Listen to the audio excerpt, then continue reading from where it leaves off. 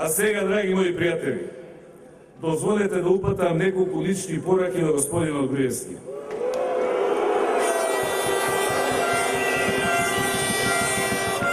И ме молам, бидејќи сакам точно да ме разбере, без свиркање и без викањува. Бидејќи тој јавно цело време ми се обрека по име, и јас ќе го направам истото. Никола, гледам дека и ти и твојата партија, наместо да зборувате за сегашноста и иднината, многу повеќе сакате да се бавите со минатото. Со тоа што се случило во оваа земја пред 10, 15, 20 години. Ајде тогаш таа работа конечно да ја расчистиме. Ако сакаш да зборуваш за 90-тите и транзицијата, тогаш јас сум адресата на која треба да се обрекаш.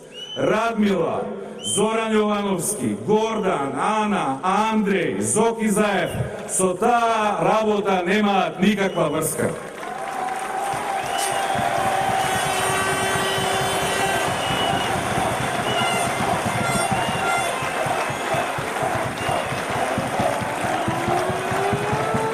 Ти, Никола, со твоите 9 години во влада, 4 како министер и 5 како премиер.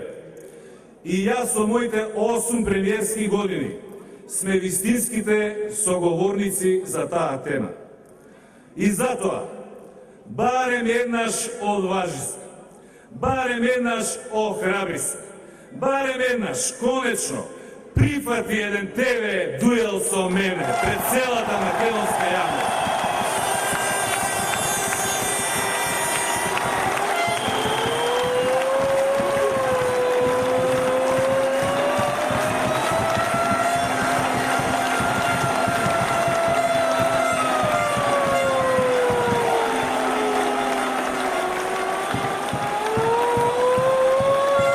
И дефинитивно да расчистиме и за приватизацијата на Фершпет и Скопска пивара, ама и за продажбата на Окта и националната платежна картичка. Да расчистиме и за ТАТ, и за Средмилк, и за Надеж, и за Аналитико, и за председателскиот, и за НАТО самитот во Охрид. Ајде пред целата македонска јавност, ја и ти, да расчистиме и за работењето на Велија, и за работењето на Дзинговци и Стојменовци.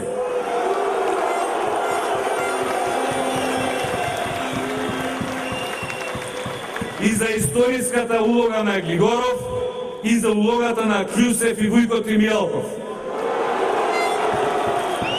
Јас и ти, со сите наши одлуки, со сите наши грешки, со сите наши греови пред целата македонска јавност. Па народот нека оцени кој е патриот, а кој предавник, кој градел, а кој растурал држава.